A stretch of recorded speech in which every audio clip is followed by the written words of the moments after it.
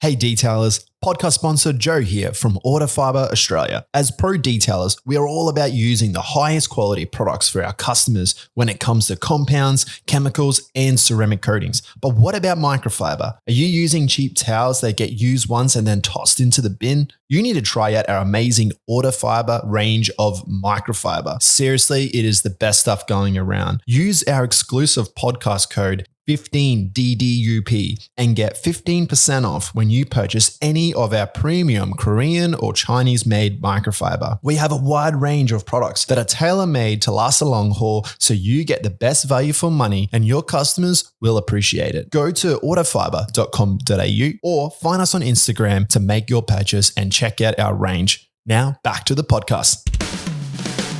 Welcome to the Detailing Down Under podcast, the place for everything auto detailing in Australia right now.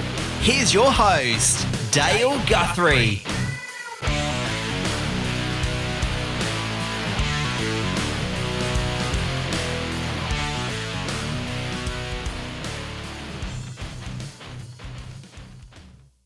G'day and welcome to the Detailing Down Under podcast. I'm your host, Dale Guthrie. Back into it, another fortnightly episode. So I hope you enjoyed last fortnight's ep with the young fellow from Under the Sun, which was pretty cool. So hopefully everyone got a little bit out of that. Bit of a different one, but it's good to see the young kids are having a crack these days. So it's very cool to see. So this week, I did mention it in the other episode. So been looking forward. We've been doing a bit of planning in the background for this one, and yeah, it comes as there's a few ideas in what we could talk about, and then we had to sort of find who's the best fit for this one, and it's all around hiring employees and around business growth as well, and what we can do, and I did reach out to you guys for some questions, so yeah, you done well with there with some good feedback with questions, so we'll touch on all them. So yeah, I said I had a couple of good guests on, so yeah, they've highly experienced shops, and yeah, one has got one new shop already, so he's up to his second, and Joe's still running his very successful business as well. So we'll get into it, and mate, welcome. We've got Joe from Clean Getaway Car Detailing, and then we've got Glyn from Street Appeal Detailing, which both people have been on before, but if you follow them, you can see how successful they are in their job. So I think they're a good fit for today's episode. So morning, guys. How we going? Morning. Thank you for having us. Yeah, right. Awesome, Dale. Thanks, man. Appreciate it. No, it's good. Thanks for taking your time. And we, yeah, we've been chatting about this one and talking, and I think it's been pretty good. And it's, yeah, thanks for taking the time out of your day and squeezing it in for the time. It's good. Yeah, absolutely. No problems. Pleasure. So we'll just do a bit of a recap on a few things. I've had you both on before a little bit. So I'll start with you, Glyn. So you've had a little bit going on since we last chatted. You've ventured up to Queensland now? Yeah, man. Thankfully, Melbourne shops are still doing really well. What are we at now? August. About 4 or 5 months now. I've been here on the sunny coast. I'm actually only about 30 minutes up the road from Joe. But yeah, got the second shop up here started. At the moment, it's still just myself until I get some traction and tick some boxes in my head before we start bringing on some people. But yeah, other than that, it's off to a good start. That's for sure. Yeah, is it very challenging switching between the both and being in Melbourne 1 week or Queensland the other, or how's that work? Look, it's I'm trying to disconnect myself, at least in a physical sense, from the Melbourne shop as much as I can. It's kind of worked out that since I've left, I've gone back for about a week every 3 months, and it's it's less about the work and more about the team that are there. Just keeping in touch with them. I mean, I'm talking to them multiple times a day, nearly every day, but more so just about just you don't know what you don't know unless you see it sometimes, and so that's probably a major factor in it for me. Just going down and checking out with the boys and seeing what the shop's like and making sure everything's where I believe it should be, which, you know, I haven't had any surprises with when I've been down there. It's been super. I don't know. It's been really good, basically. I can't. I've got no complaints. The boys are doing really well. Yeah. No, nice. Was Yeah. that always a an idea, a future plan for when you started to start two shops in different states? No, no, it definitely wasn't a plan from day one. Absolutely not. You know, the detailing's when we started was just to grow a business and not work you know, I was just in an office job at the time, so it was just to do something that I love to do. And so, about probably 2 years in, it was discussion with my wife because she's originally from the Gold Coast and Oh, yeah. she wanted to get back up to some warmer weather. And it was then at the point like, okay, cool. So then how do we get this business to a point where it can still tick along in the background, so to speak? Whether that was going to work or not, I had no idea at that time. But it was a matter of, yeah, trying to get it to that point and then run both. If I could. I had no idea if I could, but if I could, yeah. Yeah. No, awesome. Oh, Yeah. you're giving it a crack, man. So, We're getting there. no. Yeah. So, Joe, how's everything going your way, mate?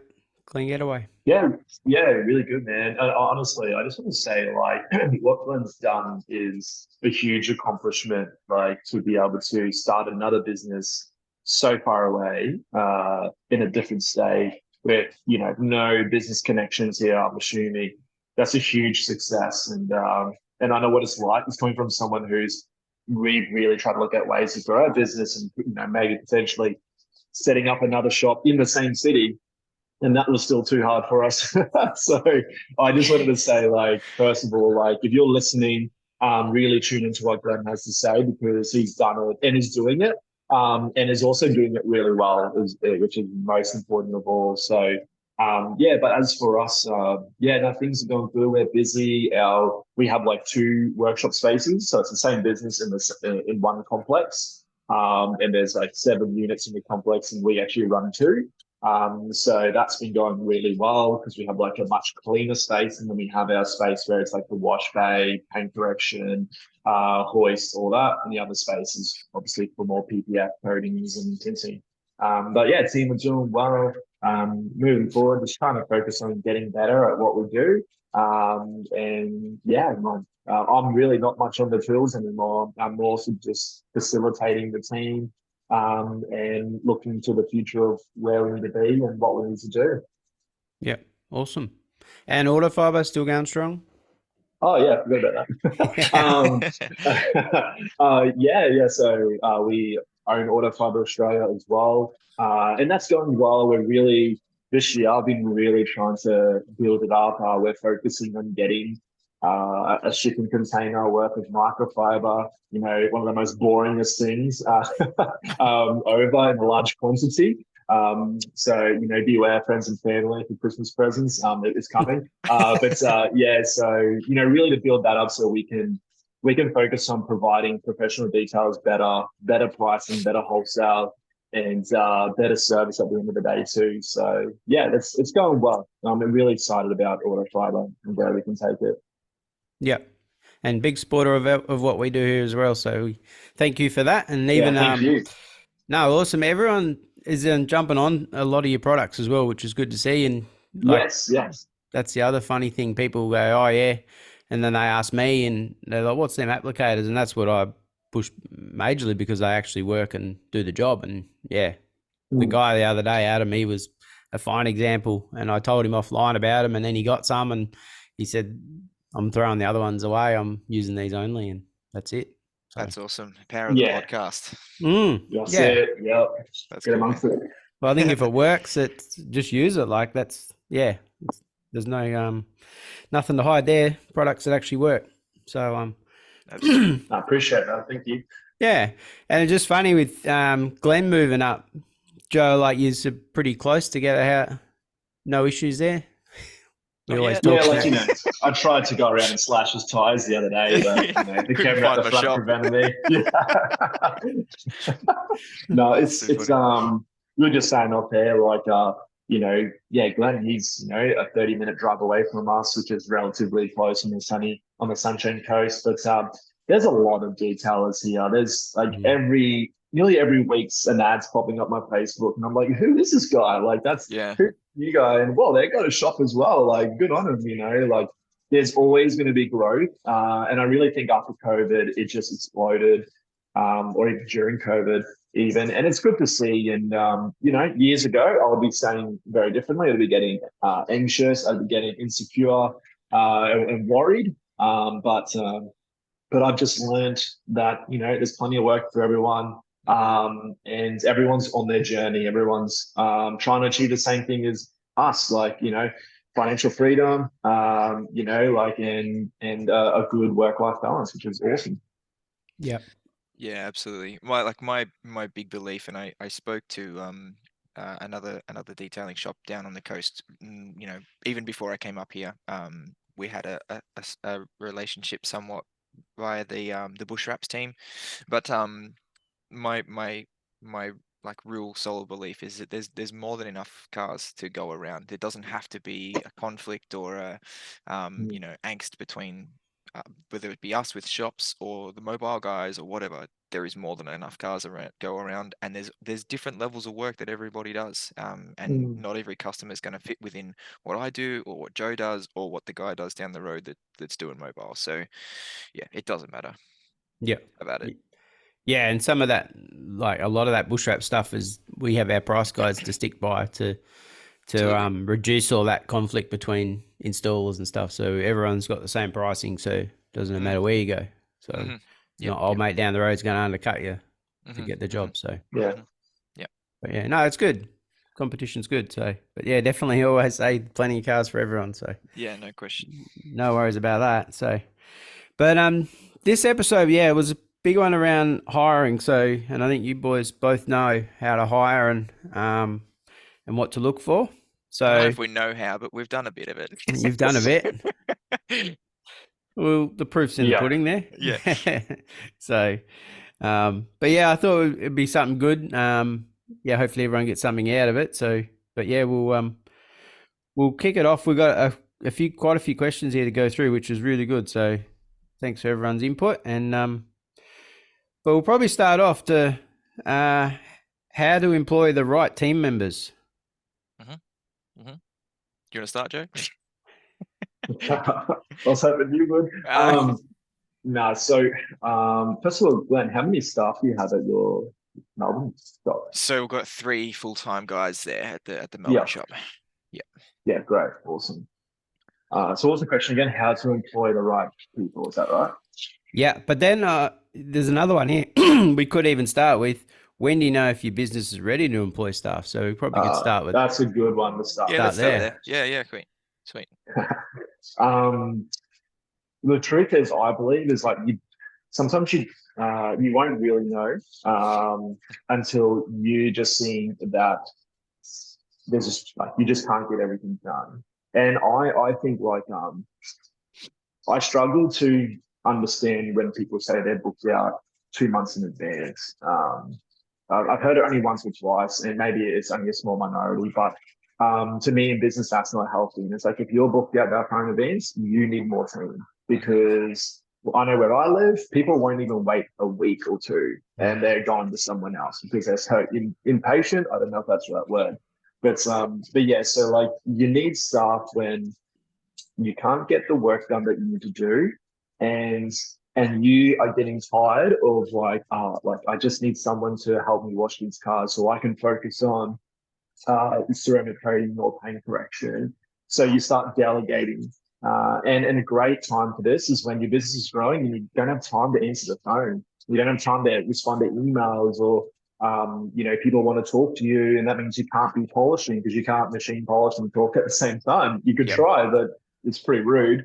And that's where you need to start delegating. And that's where you have to start getting everything out of your brain, everything that you know, and onto paper, and start teaching someone and experience other people making mistakes with your baby, with your business that you've worked so hard to build, when they start damaging things and stuff. And so it's, first of all, it's not an easy journey, but it's so doable, and you learn, you adapt, you grow with it. But yeah, ultimately, I believe, you know, you're ready when you just need to delegate, and that you have people that want to book in that you can't do. But it's Mhm. all about finding the right team, which then moves into the next question. But I want to hear what Glenn has to say about this. Yeah, so my biggest point is exactly what you just described, Joe. I've written here lead time. So the Mhm. lead time that customers are having to wait for you to be able to book that job in was probably the biggest motivator for me to go from just myself to having that next person or that second person start Mm. with us. Um, for me at the time, and I think it was a good way to do it. We were mobile. Did you ever do mobile detailing, Joe, or was it always a shop? Oh, hell yeah. Yeah, Mobile all the I way. thought you did. Yeah. So, um, yeah, we were I'm a mobile real at the time. detailer. Yeah, that's right. Kidding. Yeah, we were always we were mobile at the time, and it was exactly that. I was getting to the point with where the weight of the Mm. work was crushing. We've got all these people waiting. I'm still getting phone calls of when can you come, when can you get here, and I think the lead time in a mobile setting's even more dependent upon you getting the job. Mm. Compared to when you're at a shop. I don't know why that is. It's just how it feels to me. Um, Yeah. and so yeah, for me it was that. I think that sweet spot is somewhere between 2 and 4 weeks. 4 weeks being Yeah. like that real cap of if you're right up there and you're constantly there and you're there all the time, or worse, you need to bring someone on. Absolutely. Yeah. Um, Yeah. and then for me, the easiest way to do that at the time was because well, one, I didn't know how to do it and what was best going to fit, and shit is okay, we're booked out 4 weeks now, but are we going to be next week or the week after? You don't really know. Yeah. And so yeah, for me it was to bring on someone that was already doing part-time work elsewhere. So Yeah. I had him come and join us. He would do like Monday, Wednesday, Friday, I think it was from memory. So I knew that on those days I could ramp up our workload a little bit more. Maybe instead of doing 2 cars, we might do three.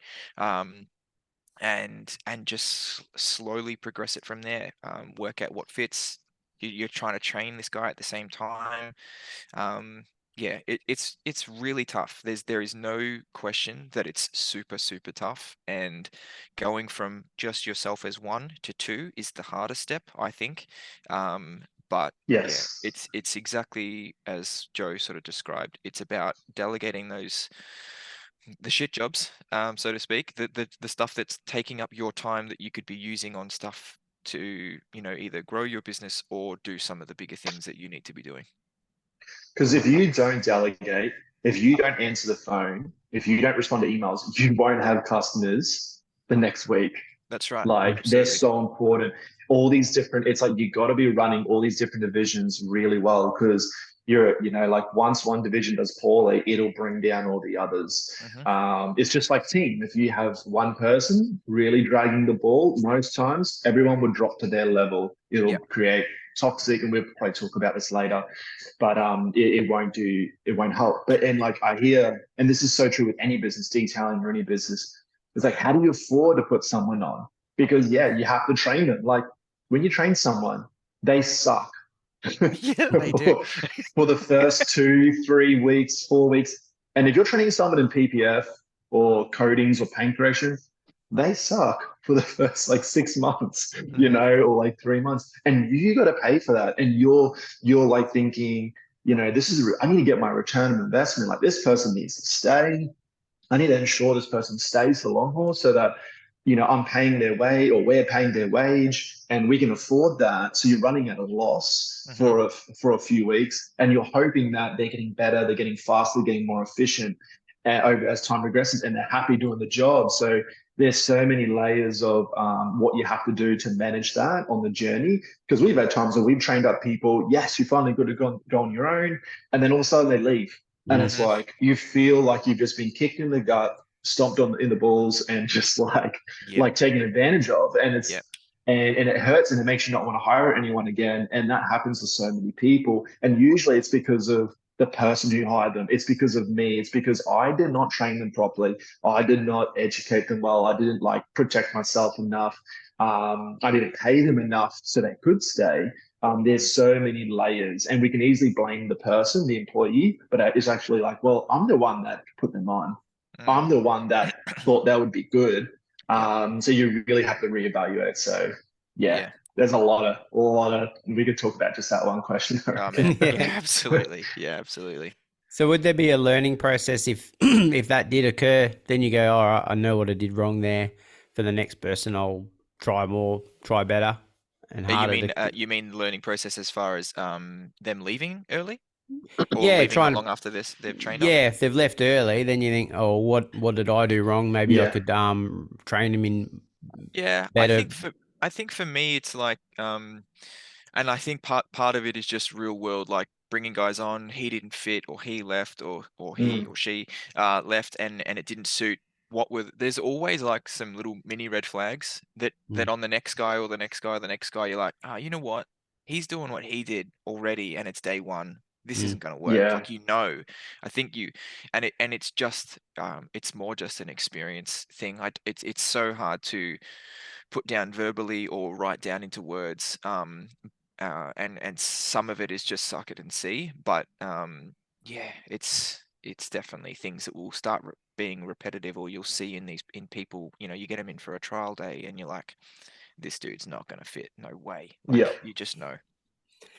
And on the trial day, they're going to be exactly what you want them to be because they know they're going to put their best face on.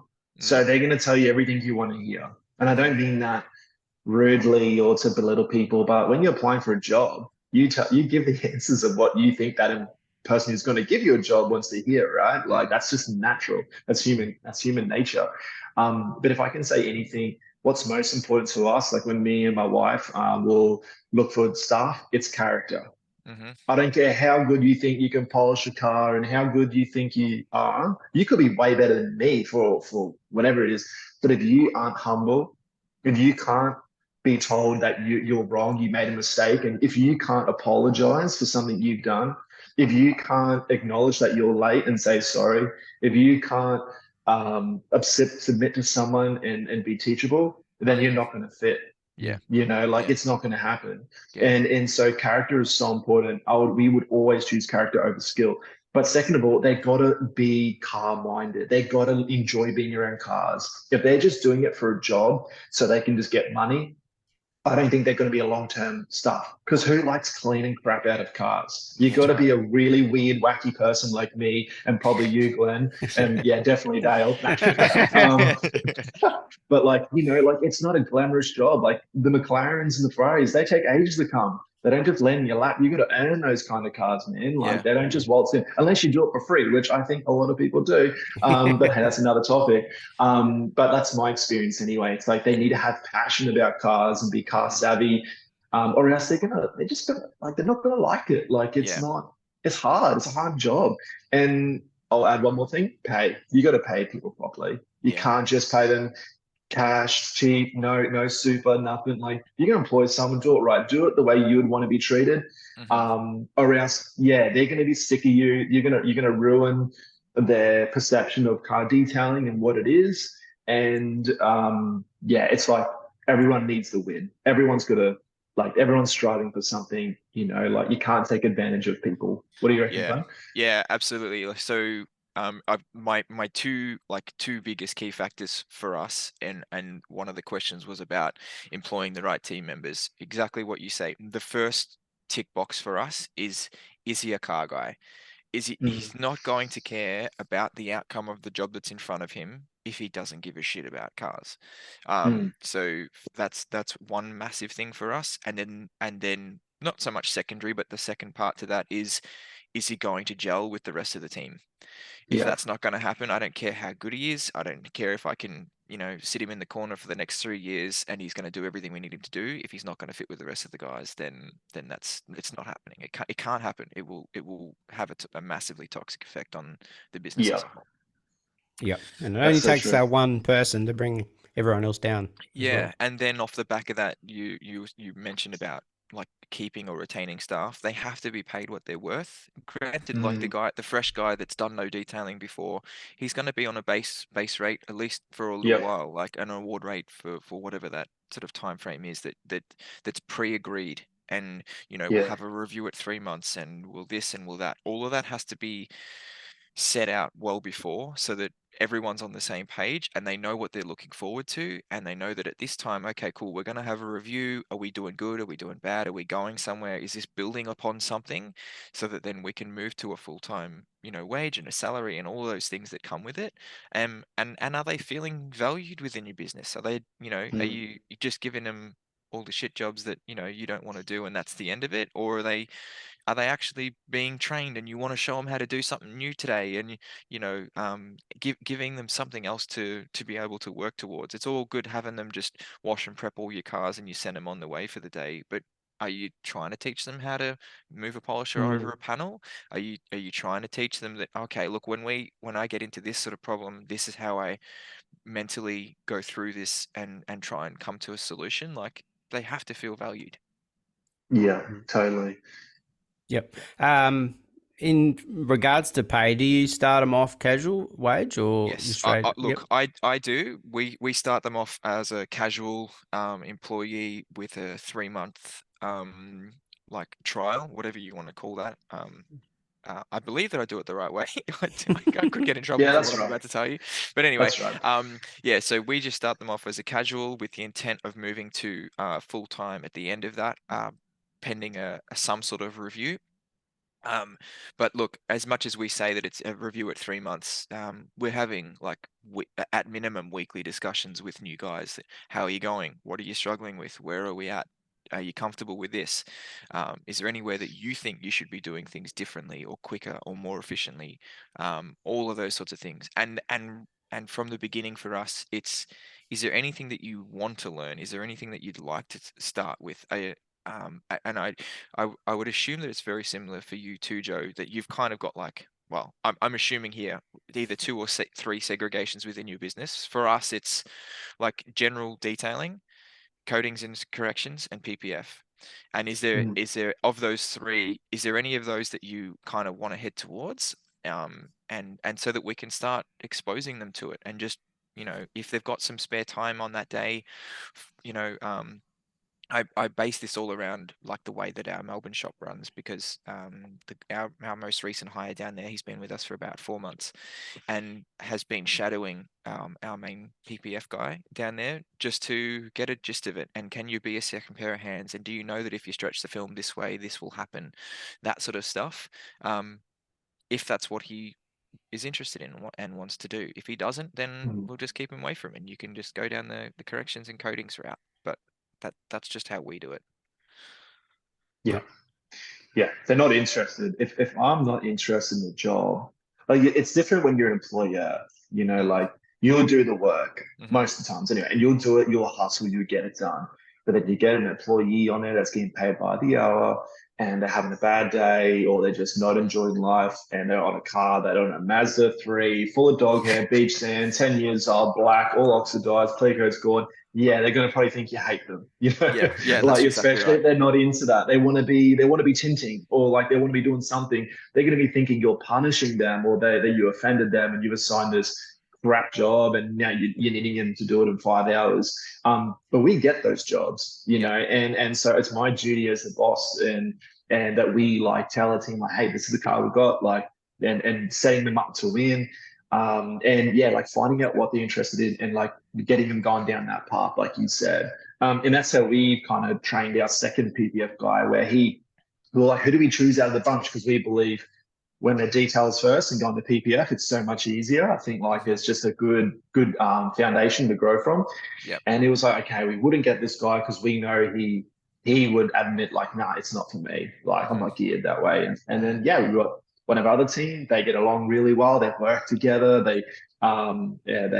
Which is really important. They got to be able to work together well. But they're both hands on. They love cars. They love forward drives. They like pulling things apart, figuring it out, which is perfect for PPF. It's all about yeah, problem solving, right? yeah, yeah, If yeah, you yeah, have a problem solving, if you can't solve problems, you don't do PPF, yeah, And it's not saying you're dumb or you're bad. It's just mean you got to be geared a certain way. hmm, And it's like people who can paint prep for 30, 40 hours. Like, go to you. Like, I would not like doing that. yeah, But that's why you get someone to do that. So yeah, work in people's strengths and people's gifts. And that's how you secure team that want to stay and team hmm, that want to do a good job. And get paid accordingly. Yeah, absolutely. Do you if you are looking to put someone on the PPF side, would you then instantly look at your current team, or if none of them are interested, would you then have to go, well, I'm gonna have to try and find someone with that experience? Do you want to go I first, believe Joe? it depends. Yeah, if you don't mind, I think it just depends on where your whole team's at. Where, like, okay, because if I take Jack from the detailing team, I'm going to replace him. Mm. But sometimes it's like, well, actually, we're moving the whole business into more PPF focus now. If we move Jack out of detailing to PPF, then that's okay because we really just want to focus on PPF, and that's different. But if you're like trying to grow each division and grow your business as a whole, you're going to leave a hole somewhere, and so you need to be able to think ahead and plan it. But I think the easiest hole to fill is a detailing position. Like I commend.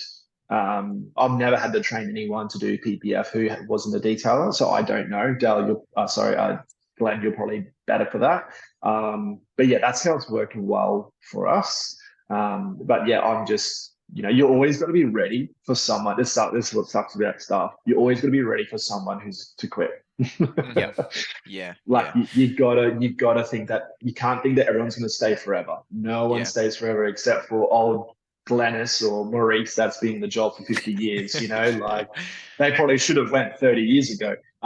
Yeah, so that's what do you reckon, Glenn? Yeah, so I when I was first hiring for so a little bit of backstory. So the intent for me 12 months prior to coming to here was that I was coming here, and the biggest hole in the business that was going to leave was our PPF side of things.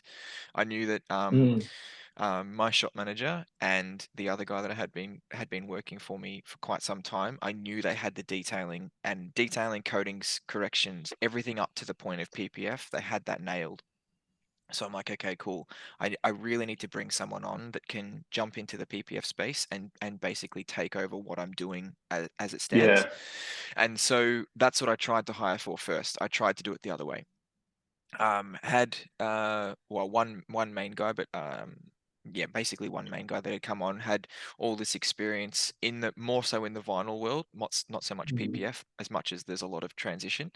Um, and and I kind of in a way sort of I didn't forego my two other points where car guy and does he fit with the team, mostly the latter that I kind of like ignored a little on a few red flags, and to be honest with you, it didn't work out. It didn't fit. He was there with us for a number of weeks or maybe a month.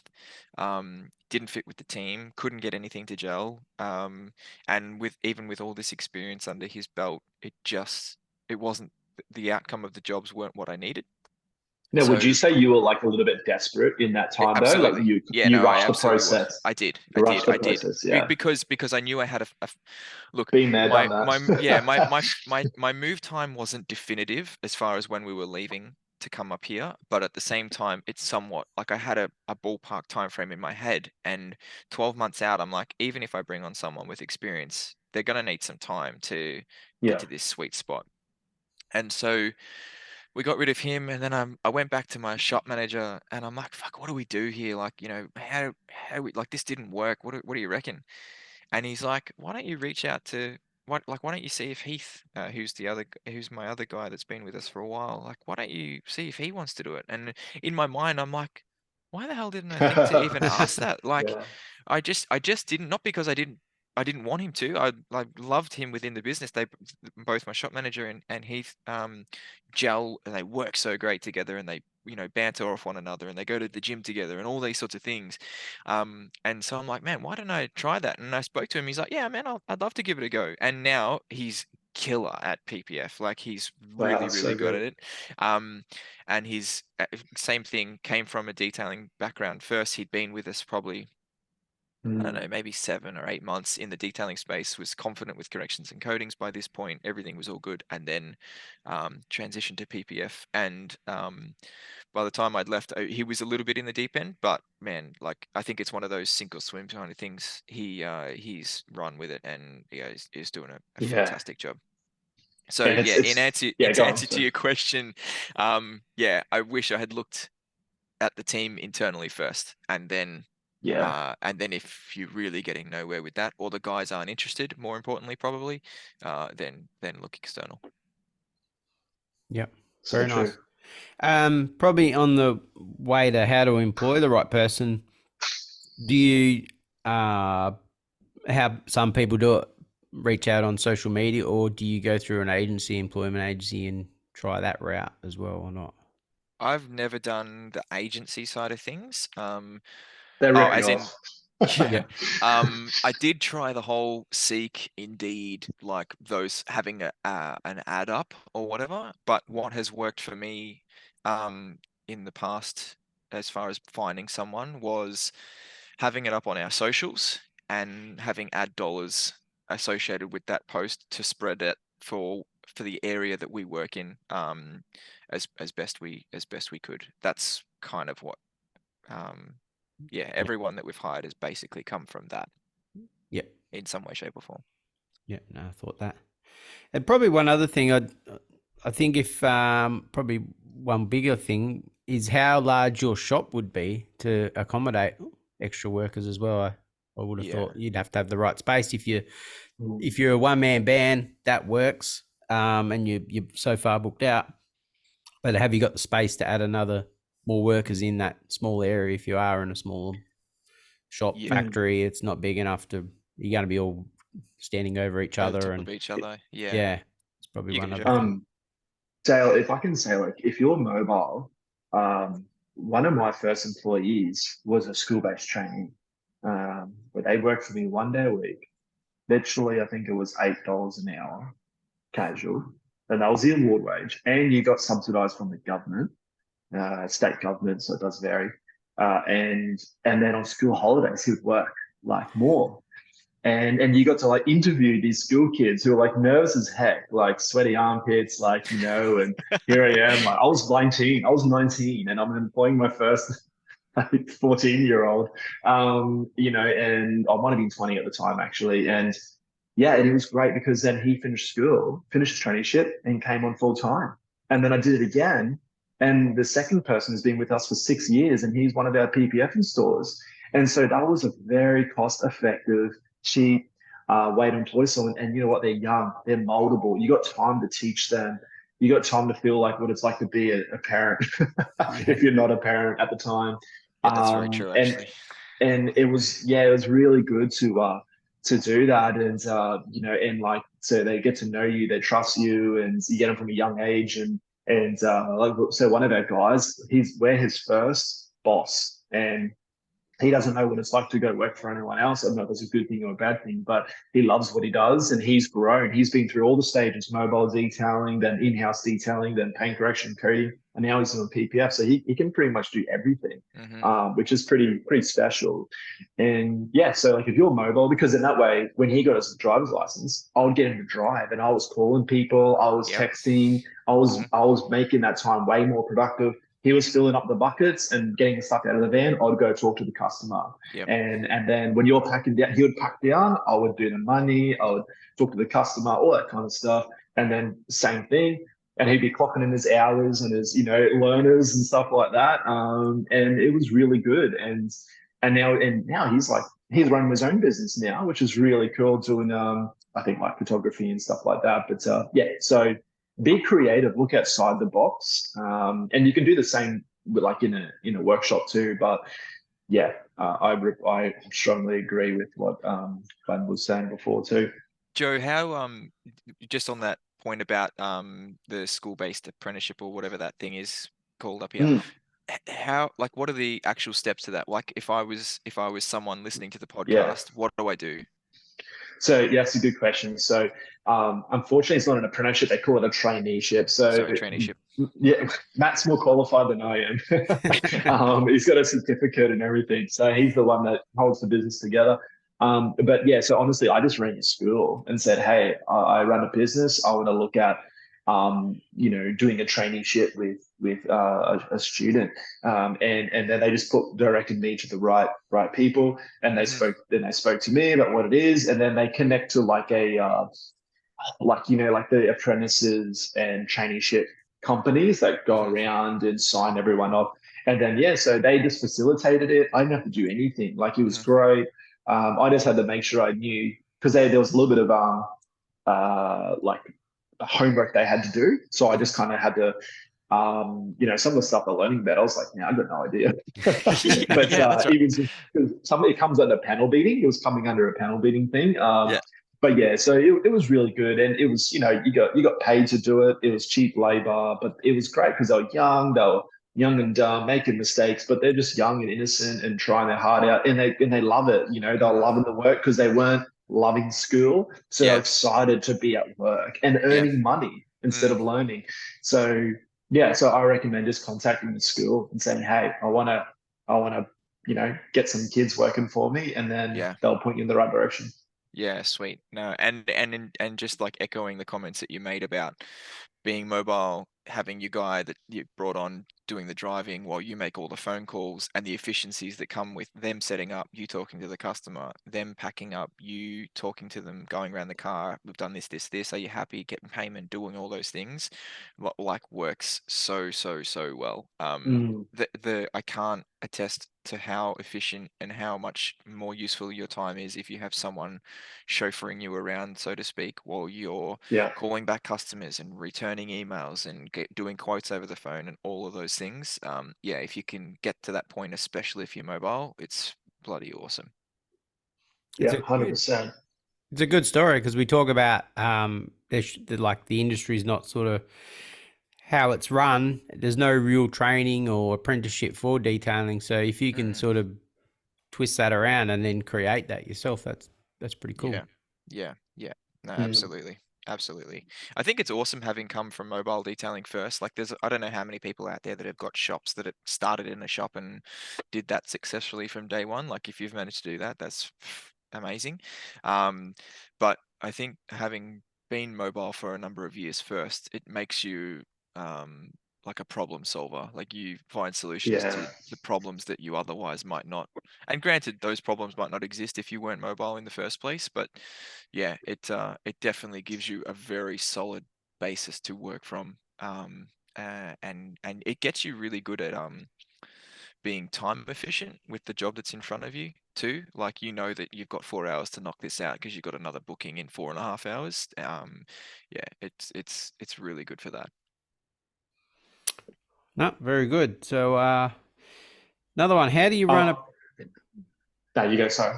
How do you run a profitable business with staff?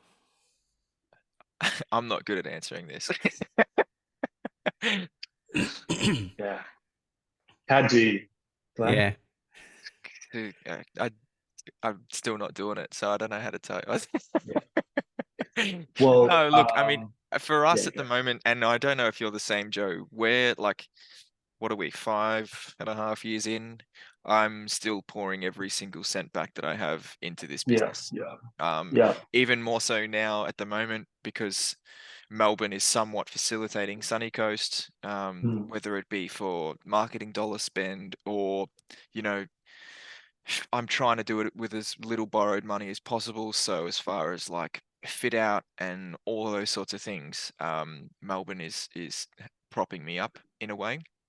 As much as we've got cars in the door, I've got some cool stuff downstairs, but the profitability part is tough. That's no question. Yeah.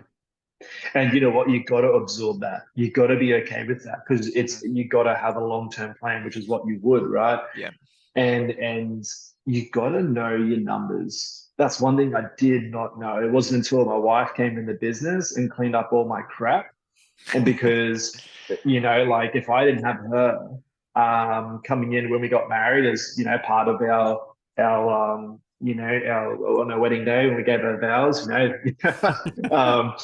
Clean Getaway was snuck in there somewhere in the small text, but she gave up her career to come and be a part and like help run the office and do accounts and all that stuff and discover the tax debt that I had that I didn't even know about and and all the ugly stuff and because I was a detailer, I was like I was working on the tools and I hated the account. So it's like, that's another example of staff. Like get a bookkeeper, who's a contractor. They don't need to be a staff member or an employee.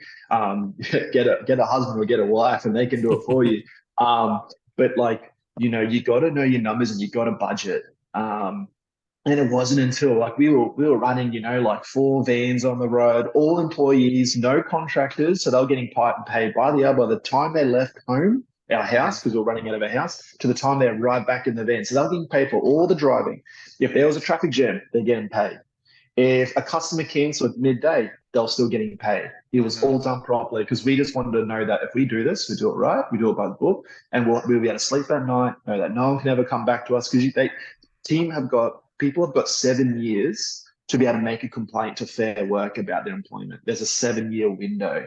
So it's like in 5 years' time, Johnny could make a complaint about I mistreated him and I did not pay him right. I'd have to pay an accountant to go through everything, all the books, all your employment. So your super wasn't paid, that you'd have to pay someone to go back. You'd have to repay all that money, and then you have to pay all the fees on top of that in compensation for all the mental harm you did to that person and everything that happens these days. So it's like, I believe, and my wife and I, we had a conviction, just like, let's do it properly. Let's find out what the rules are. So we actually got a company called EmploySure. So they provided all our staff agreements. They would represent us and like they would tell us what the award wage is and this is the agreement you need to have. This is how it's done properly. And so we paid them a monthly fee to make sure we have all our employment agreements and everything above board, because it changes all the time without even knowing. If a new government comes in, something changes. They pass something in government or super goes up. You need to be aware of that. So you do need help sometimes. We use them too. Yeah, great. And they're expensive, but man, they save you, because we've had people try to take us to like court. Like, you haven't paid me properly, I'm going to take you to Fair Work. And man, that makes you scared. Like you stress. I know I did. And then we got EmploySure onto it, and they're like, no, mate, you're doing everything right. And then they just said to the person, like, show your complaint, show us what you're putting forward. And they never got back to us. They were just like, they had nothing to stand on. So I believe doing everything proper just protects you, and also protects your family, and just protects you moving forward. But if you don't know your numbers, like we didn't know our budget. We didn't know what things were truly costing us. And then we found out we're literally making $3 doing this job. And it's like, we can't keep doing this. So we just culled a lot of, we put prices up. We did everything we had to. We lost clients. But it was the best thing. It was good. And every 6 months we review our figures, we review our budget, because you might change codings, you might have given someone a pay rise, or you may have bought some tools to make your job easier. You got to know how much each job costs you. So we have an hourly rate, we have a workshop hourly rate. So the guys know how much they need to be working at an hour, and it's like we have to choose what jobs we take on. It's like, that doesn't sound fair to charge that much for that job. But if we do it cheaper, we're literally doing it for free. We're paying them to do their car. But you can't run a profitable business and do that. So some people call it cutthroat. Some people call it, expensive. And it's like, well, that's just the reality of running a business in my area with what we have to pay and what's included. So it wasn't until that, and that took years, man. Like that took, there were so many times where the accountant was just like, Joe, you literally should just go work for someone else. It's a hard pill to swallow, isn't it? You would be better off working as an employee. And then you're like, Glenn and Dallas, like, I work 80 hours this week. And you're telling me I'm better off working 38 hours a week, getting paid holiday pay, sick leave, public holidays. Take my 4 weeks off. Yeah. It's like, sign me up. Come on. Yeah. So you gotta figure that out, and getting help helps us do that, and then you can work towards being profitable. But like you said, Glenn, man, there's years of just all that money you make goes straight back into business. Absolutely, yeah. Like, if you're doing this detailing thing, like, I think everyone starts from the same place. man, I love my Yes. car. I want to make it clean. I want to make it look sick. All those things absolutely have to be true. But if you want to be here tomorrow, it has to be with a really long-term outlook on what you're trying to Mm, achieve. Do I want to build a business that's growing, or am I just trying to do this on the side while I'm at school and then I'm going to get my job in engineering? Whatever it is, right? yeah. If that's if your outlook is long term, then you have to build for it to be long term, where Yeah. everything is reinvested back in this business. Like, I absolutely agree that there's been many, many, many decisions that I've made on the short-term requirements that I had in that moment that have made me suffer in the long term, and I'm still paying for those and the repercussion of those decisions right this second. But Yeah. if your heart is in it to do it in the long term, then make decisions for the long term, not for the decisions of today or tomorrow. That's so true. Mm, Yeah. very good. Spot Long on. term costs more too. That's for sure. It's Yeah. like if you're going to do a fit out of your workshop, like it's a hard one because money doesn't grow on trees, but like think towards the future. Don't limit yourself with how you do your fit out. Like don't get a really tiny little shop that you can just fit one car in Hmm. because you will outgrow that. There's something about getting a workshop that people perceive you're a pro. Like you Yeah. can go rent a shed, put a sign up, someone drives past, oh, they must be pro because they got a shop. Yeah. Yeah. I Like, agree. you know, and so you will naturally grow when you have a workshop. You know, Hmm. it's just a symbolic sign of professionalism. Meanwhile, you can be a mobile detailer and be absolutely way better than so many people are paint correcting because you've adapted, you've learned to adapt to your surroundings, the environment, Hmm. which is awesome. Like that's the beauty of mobile detailing, right? Like you work in so many environments with garages with no space and dogs walking around and dust Yep. blowing in and all that. So yeah, it's like just don't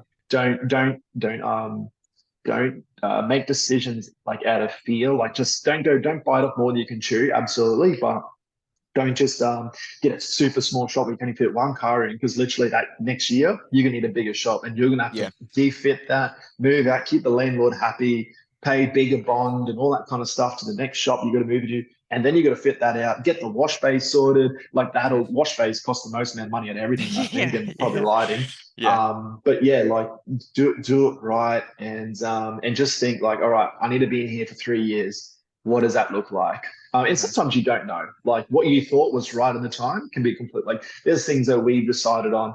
We thought we'll go down this path, and then 2 years later, we're like, man, I can't believe we thought we were going to go down that path. Like Mm. we were so dumb and naive. Like you know, but you just don't know until you're in the game and you're doing it. So Yeah. yeah, Yeah. No, absolutely. I couldn't agree more with basically all of that. Spot on. And then, in regards to long term, how do you retain your employees long term? And is there any sort of benefits you provide them? I'll go first if you want. Look, mm, it's funny. I rang Shane this morning and I'm like, what keeps you here? And he's like, I don't know. So I was like, that's great. That doesn't help me at all. But look, I think we had a bit of a chat about it, and it kind of goes back to what we were briefly talking about before. Like, are they being paid what they're worth? Do they feel valued? Is there some mm, direction for them in the long term? Are you sending them down a path that they want to be, or are you doing it because you're trying to facilitate something for the business? It has to be somewhat about the employees first. If you don't have them, you're knackered. So Mm. um, it's about that. And then is it a comfortable place to work? Do they have some freedom in what they do? Like, we've kind of got it segregated. We've got two main bays aside from the wash bay in the Melbourne shop, and it's not hard and fast, but one side's kind of corrections and codings, and the other side is the PPF side of things.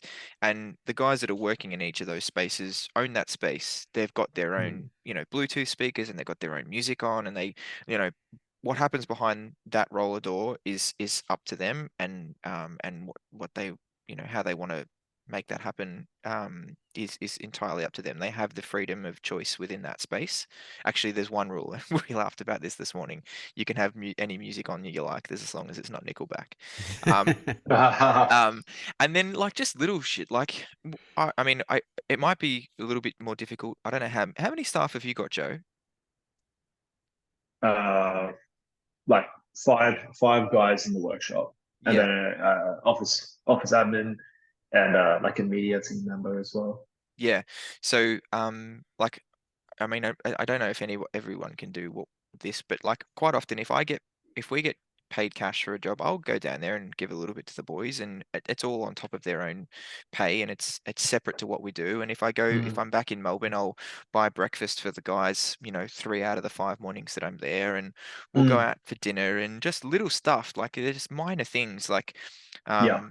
One of the boys had issues with his car, and needed to be run here and run there, and we drove to the other side of the city to pick up one of the boys' new cars that he's bought, and just it doesn't always have to be money, but it's just help and knowing that you're there for them, I think, is a Yeah. huge Yeah. thing. Being that other person at the other end of the phone, that even if it's nothing to do with work, like, man, call me if I can help you, I will help you. um I think that's huge. Yeah. Making them feel valued Yeah. as a And business member. and like money doesn't tickle everyone's fancies. Money doesn't motivate everyone. Hmm. All right. Like usually as employer, I used to think like, oh, if I just give them a pay rise, I'll be more valued or whatever.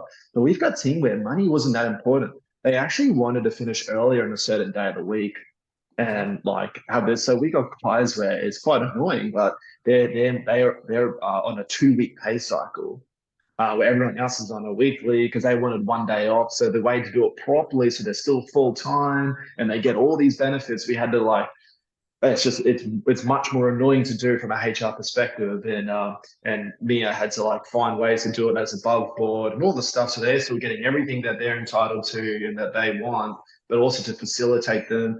And that's worked really well because they can do what they want to do outside. They can work on their own cars, all that kind of stuff. Hmm. And some people are motivated by just you spending time, like quality time, Hmm. like spending time with them and meeting with them, having lunch just spontaneously. Like I think if you try to win your team over by always providing soft drinks or always doing this and doing it regularly, it kind of becomes like no longer a special treat. It's like, oh, where are those soft drinks that you would always buy us? Like it can kind of turn into an entitlement. So if I can Hmm. say anything, like be spontaneous. Don't make it so repetitive. Um, if you want to treat your staff, sorry, and show them you value them, like do it randomly. Don't always do it at the same time because then sometimes they can be like, oh, where's my coffee? You always buy me coffee. I didn't have my coffee this morning because you're going to buy it for me. You really let me Yeah. down. And all of a Yeah. sudden, No. the backflips on you, and you're Yeah. like, dude, I was just trying to be nice. Like Yeah. No. now you're a I real pain in the absolutely. butt. Yeah. Yeah. Absolutely agree with that for sure. And it's like it's got to be, I believe it's got to be when there's it's going to be like on a performance level. Sometimes it's spontaneous, but like, hey, I really appreciate you. Like, I just wanted to buy you this coffee. I was thinking of you. And in other times, it's like, hey, this week, guys, you worked so well. You Yeah. guys hustled. You got things done. Yes, there were some things I quoted wrong, or I didn't allow enough time for this job, but you got it done. You didn't complain. So I'm buying lunch for you today. Yeah. Like, and so you show, like, hey, when we perform, it's like children. Like when we behave, I get rewarded. And people, some people, well, most people, I believe, respond to that well, and our team does. Hmm. And we have a bit of like a commission system we've built up for our team, where they can get commission on jobs. We've done things over years where they would get a Google review and a customer mentioned them in a Google review. We gave them like commission for that. So we tried to get creative. So it's like I'll reward you, but it'll also benefit the business, and that worked really well. So yeah, you can think of different ideas like that, Yeah. Yeah. No, I think that's and good. that helps retain staff. Yeah, at the end of the day. Yep, But absolutely. But if I can say this, Dad, if you don't mind, if you got someone on your team that isn't gelling, don't keep them for long because you can't just say to someone, hey, there's no work for you now, see ya. You can't do that. Like it is illegal. If they're full time, you can't just let them go. Like Hmm.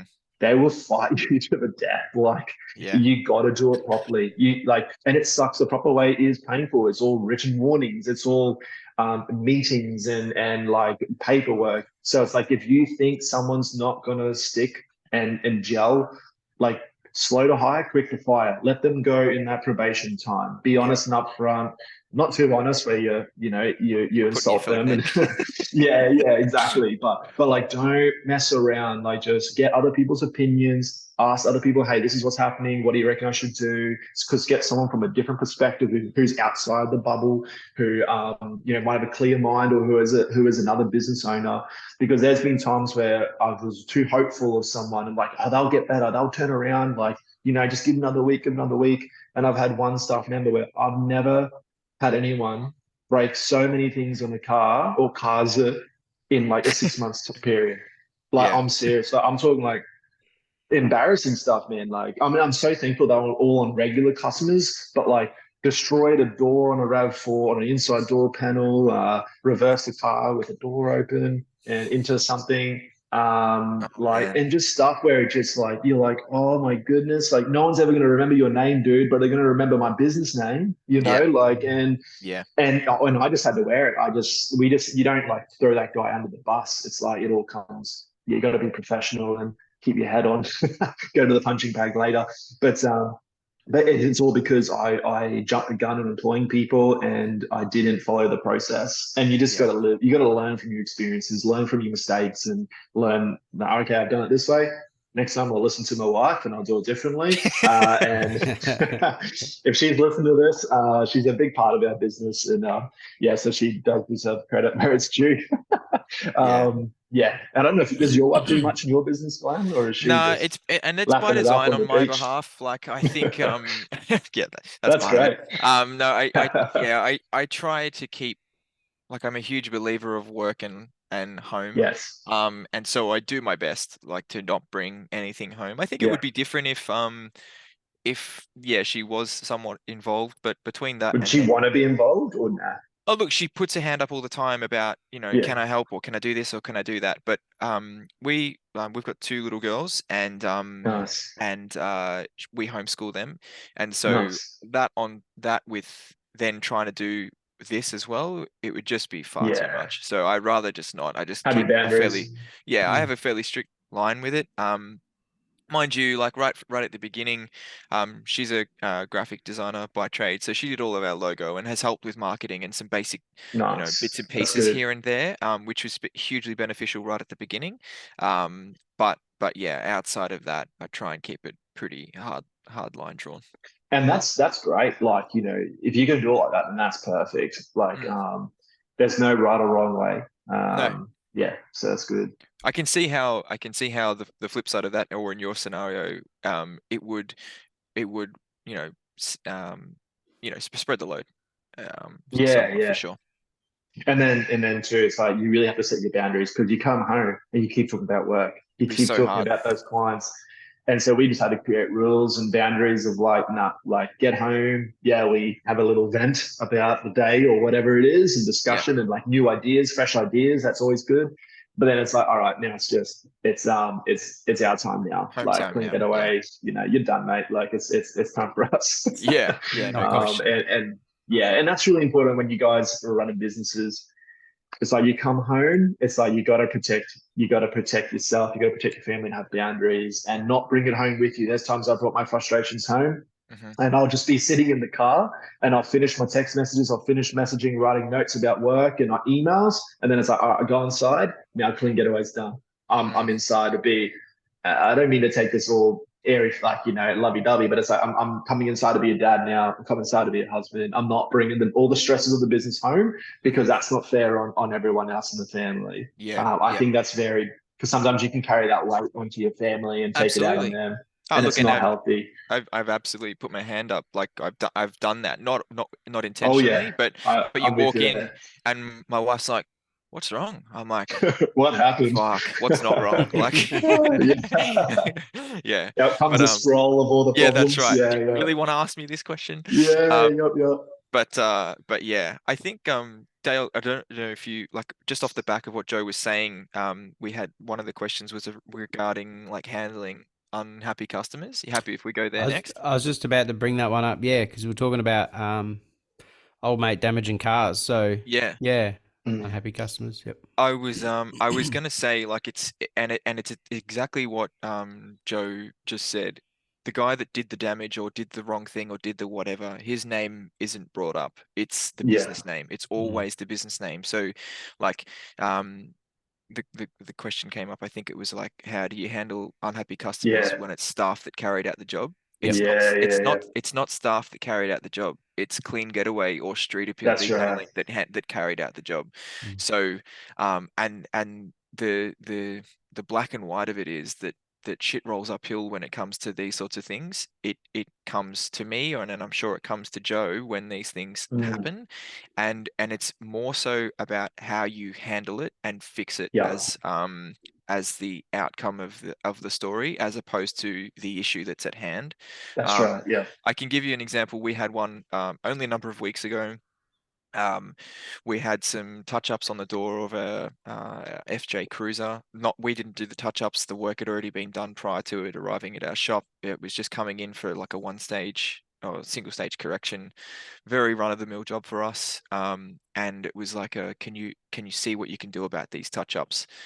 And we were handed a, I don't know, it was going to be a problem the second we touched it, but we did our Yeah. best, right? And so as soon as we went to numb those touch-ups down, the paint around them had already been like smashed within an inch of its life. And so as soon as we touched them, we went through the clear Yeah. on the parts around those touch-ups.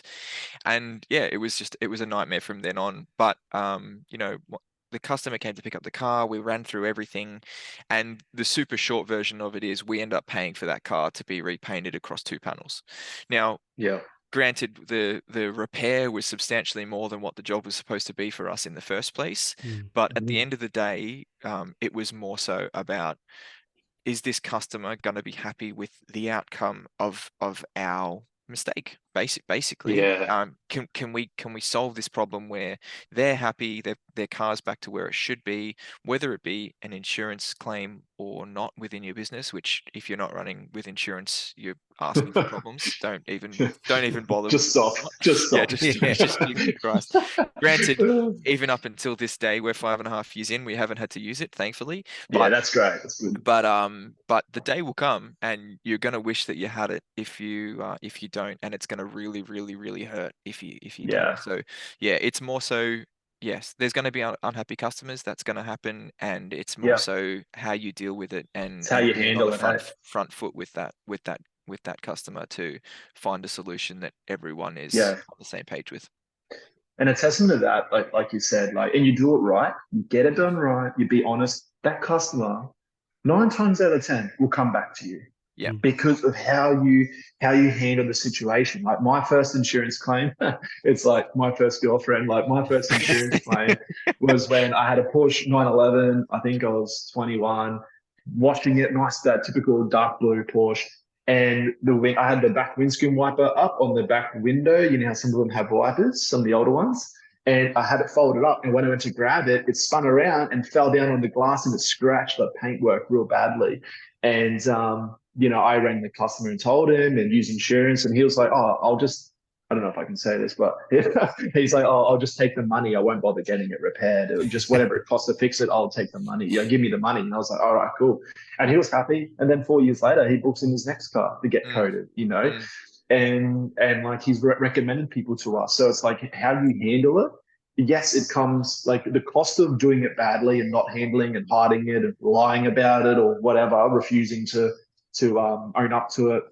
The cost of doing it like that it'd cost you so much more in future work compared to being honest. Yes, it costs you right now. You got to pay $1,000, $2,000 to getting it fixed. But then the reward for that is he can tell his friends like, yeah, they made a mistake, but they actually did it right. They got it fixed and it's it's all back good to now. And our long-term view about what you're yes, trying to achieve as a business. And yes, it hurts that week that you've got to put that money forward and whatever, but mm, long term, yeah, yeah, it makes exactly. sense. And I've really learned too is that business, and this is kind of, people might think it's really weird when I say this, but in a way, you have to treat your business like a machine. Okay, like it's a machine, a means to make money, a means to provide for other people. The business itself it's got gears, it's moving, it's like an engine, it's a machine. And you do have to separate yourself from the emotions of running the business. Mistakes happen. In the engine, things break, parts break, radiators, like pipes and all that kind of stuff. Components break in an engine and machine, and you got to get them fixed. And sometimes the machine's underperforming. You got to find ways to retune it and make it better. And I find I've had to really kind of just pull myself out of it. And I think it's not a baby, it's not a child, it's a machine. I can't be so emotionally attached, so then I can think clearly about how it's performing and like where I want it to be. Get the emotions out of it, letting go of like, oh, but that's something I do. I should be doing coatings on that caliber of car. It's like your team's never going to grow if you're the only one that's doing the Ferraris or the really nice cars, or sometimes even the real painful customers. The best thing you can do is let your staff deal and do work for someone who's really painful, like someone who's really fussy or wants to know a lot of things. And so it's like we get our team to, when the car's being paid for, we like it where the detailer will come out and I'll be with them, or our foreman will be with them, and they will be there to show the car to them. Because when that client raves about the job, they'll say, Joe, you did such a good job. Like, mate, I don't know who you are. I don't know what car you have. I didn't touch it. And it's like, that was actually Kobe. He did it. Like, I didn't do anything, mate. And then they get the rave, they get the applaud, the affirmation. But then also, it makes them more accountable and more responsible of their job, because it's like they're going out, they're presenting this car, hey, I've done this. And they're either going to get the affirmation or they're going to get maybe the embarrassment of pointing out things. And so I'm not changing my opinion on like, as a clean getaway, you're totally accountable, but it's like it subconsciously makes them want to do a better job, because who wants to be embarrassed? Who wants confrontation of a negative kind? Like no one does. No one gets a kick out of that. And so absolutely. all that team know, like, hey, I might have to like go and like show the customer the car, because I think it's really good, because you can say, oh, look, when I cleaned that never came up well. See those scratches there, like there's scuffs in the interior. You can't actually clean scuffs out. That's usually a common topic of when we're doing interior detailing. And just pointing out little things like the paint's oxidizing there on that rear spoiler of your Mazda 3, like that's just normal. And it's good because the detail is there. But when people ask me, they're like, oh, how'd you go with that mark on the car? I'm like, no idea, I didn't touch it. It went good. So so I know it's a little bit off topic, but I just felt that was really important to say. Because it's not easy. That's for sure. Yeah, no. In regards to the damage side of things, is there any discipline we do with employers? Is there written warnings, or is there, what sort of level would that require? I haven't if that's happened, they already feel gutted about it. If we're going back to the point of what we've already said, they're car guys, they care about the outcome, and they've just stuffed up real bad. They are gutted by what's happened. They know it's on them. I haven't had an experience where that wasn't enough. Like they've learnt, they've crushed about it, and they're real sorry. And we accept it, we put our hands up, we stuffed up, we fix the problem, and we move on. Yeah, that's good. And if it's like the guy with Joe before who's damaged 17 cars in 6 months, well then he obviously actually that's 19. Oh, 19 if that's the case, then he's probably not the guy that cared about cars that much in the first place. And who's to blame for that, Glenn? It's me. Absolutely. I'm the person that I'd hired him. I'm going to start blaming you for my stuff ups too, Joe. Yeah. Hey, join the bandwagon. That's so true. Yeah. No, that's good, man. But I think like at the end of the day, it's like, okay, guys, what do we do here? What do we learn from this? What should we? Okay, how can we safeguard? How next time before we do touch ups, let's let the customer know that, hey, mate, this could actually happen. Yeah. And that way you're always under promising and over delivering. Yeah. So like put the fear of God into them. About some things, and like especially with black cars, like we always promise, like, we'll promise a lower amount of swirl reduction. And if they're happy with that, well, when they first drop the car off, if they're happy with that, and then you all of a sudden are able to get a much higher reduction of swirls and marring and all that, then when they hit their car up, they can be over the moon because Yeah. you have under promised them. And what makes it better is someone down the road or whatever may have promised them 100% swirl reduction, which was probably never achievable anyway in the first place. But you've given them this much better experience because they then learn that, oh, well, these guys, they're actually more realistic. They're not so, they won't sell, ice to an Eskimo, and they care about the car. They care about making sure that I'm happy. So learning from experiences is so important because we've learned a lot of times, like, okay, we get this car with these sets of wheels, we take a heck load of video footage of it. Yeah. Or like we don't even do a two-stage correction on, I'll say, like a black Y62 Patrol, because we know if we code it and if the person doesn't wash it so fastidiously right, that it's still going to get swells. Yeah. It's still, and so I'll talk people out of it because I need them to know that I care about them. I don't care about doing the job because at the end of the day, their opinion of us could affect our future clientele, so Yeah, no, absolutely. We're very much of the same vein. Brutally honest at our detriment, revenue wise, quite often, but it goes a long way. Back to what we said, it's the long-term outcome.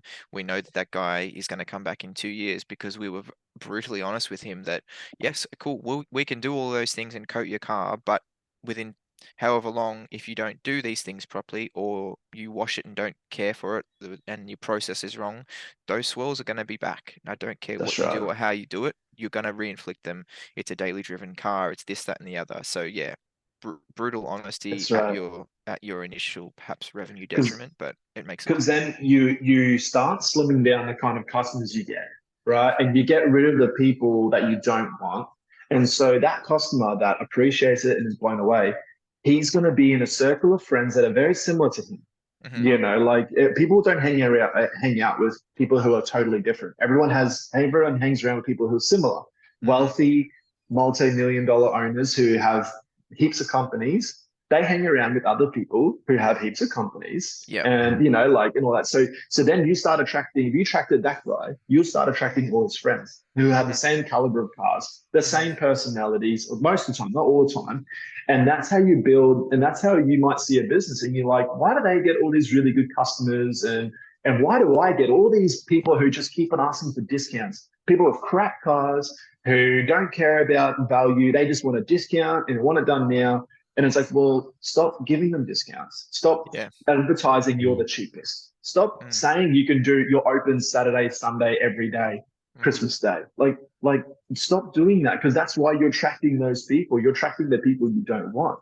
And a great piece of advice Greg and Jason told me from Chicago Auto Pros was the higher the price, the cleaner the car. I agree with that. And Absolutely. some people might snark at that, but it's like when you quote high and you be confident in your pricing, not rip people off, that's a different thing. Ripping people off, that's not right. But if you quote high and you do a good job, you will attract people who appreciate it and who want that and will pay for it. You'll attract some people will come in and say, I can't believe you're doing for that price, and hang up on you and bark at you, but that's okay. They're always going to be there. But our shop's busy and we're still charging. Some people will see our prices and be like, you guys are too expensive. How can you do that? But it's like, well, we have a lot of customers who keep coming back, paying that money and are happy and are recommending friends. So Yeah, must be working. we're How about you, exactly Glenn? the same. Yeah, we're exactly the same. I don't want the lowball stuff, and I don't think we're at the very pointy end either, but we're up there. Yeah, And I very much agree. And in the same vein, you or like once you've been doing this for a little while, you learn the jobs that aren't for you. You can tell by the that's phone right. Yeah, conversation that you don't want it. Don't take it on just because you this is gonna sound stupid, but even if you've got some space in your schedule, just yeah, don't do the job. Be honest about it and tell the customer with that Kia Carnival that the job's not for you. We yeah, can't facilitate it. Maybe try the dude down the road.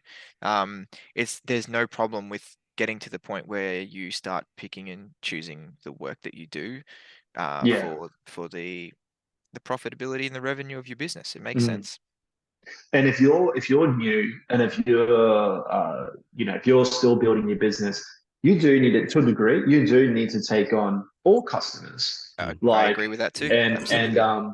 but you got to have boundaries. You got to know you can't let someone haggle you down. Hmm. Because you're gonna just put yourself in the spiral of like I can't get out of people. I can't get any other customers that want to spend more than $100. It's because you kind of force yourself into it.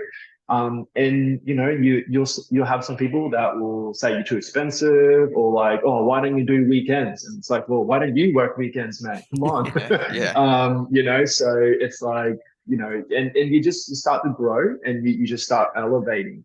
And I remember driving all around the bloody countryside in my Commodore Hmm. detailing cars. Yeah, Driving 45 minutes to do $100 job that took me 3 hours, and yeah. I'm paying my own super. Well, I actually wasn't paying any super, but paying my own wage. And it's like that was, I learned from. I had to choose to learn from that. You either choose to learn from it or you don't. Um, but I don't. How do I say it? Like I don't. Uh, but I'm happy with how I learned that, like, because if I didn't do it, I wouldn't have known. Yeah, some things Um, you have to just learn firsthand because they never sink in. that's You have right. to make Yeah. that mistake or have it slap you in the face because you do. You have to just Mm. learn that way. And same with us. We slogged through, 10,000 shit cars and polished boats from Yeah. like 10 boats a week for weeks on end. Like we did all of those things because I think that's part of what builds that really foundational knowledge around detailing. If you Yes. don't throw yourself in the deep end, sorry, I thought I heard a knock at the door.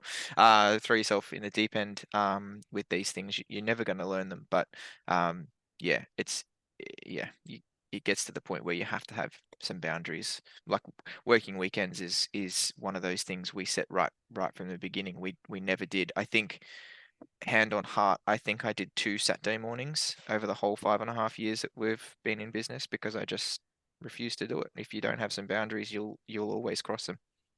Yeah, that's right, man. You'll burn out very quickly as well, like Yeah. working Yep. 24/7. So Yeah, for sure. And For you sure. set the standard. If I keep doing $200 polishing jobs for someone, that person's going to tell their friends, "Oh, I just had Yeah. a $200 polishing job," Yeah. and then they're going to say, "Hey, I'm Jack's friend.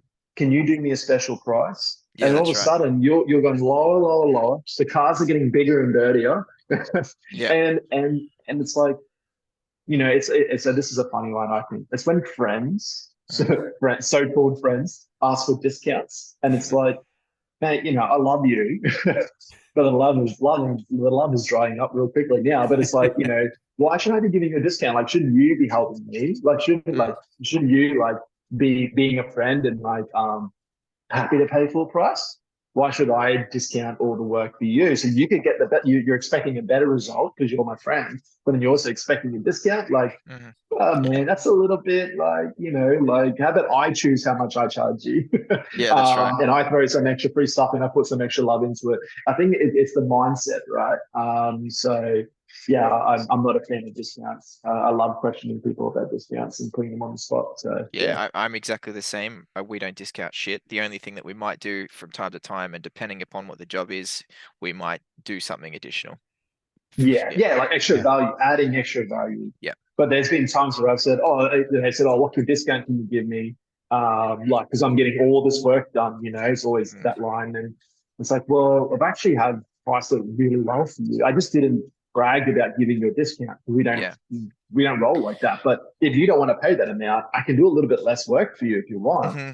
But I can't cut corners. Like, unless you want me cutting corners, like, oh, no, no, no, Yeah. don't cut corners. It's like, well, I've got to pay my team, all my expenses, everything, all my overheads, my staff. I'm going to pay my staff, right? Like, Mm. and then they start to see, they start to see and realize, I kind of sound like an idiot asking for that discount.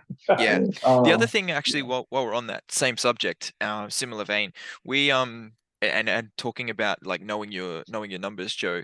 Mhm. I'm sure that you, much like us, would have a basic understanding or a basic number that you use for like new customer acquisition. So, based Mhm. on all your marketing and of all those leads that come through, you might get 50% of them or 10% of them or whatever that is. And you kind of work out that it costs you $70 to get a coding job, whatever that Yeah, number is. yeah.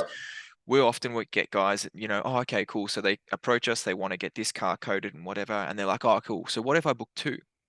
And so, Yeah. and I'm sure you get this all the time. So the way that we tackle this is that if I know that the car or a new customer is going to cost me $70 or so within marketing and customer acquisition, I'm happy to drop that off the second car, or even both cars. But what I will do is that as a precursor is that we'll say, okay, cool. So you want a discount, and I've got this much wiggle room. What I'll do is that I'll charge you full price on the first one.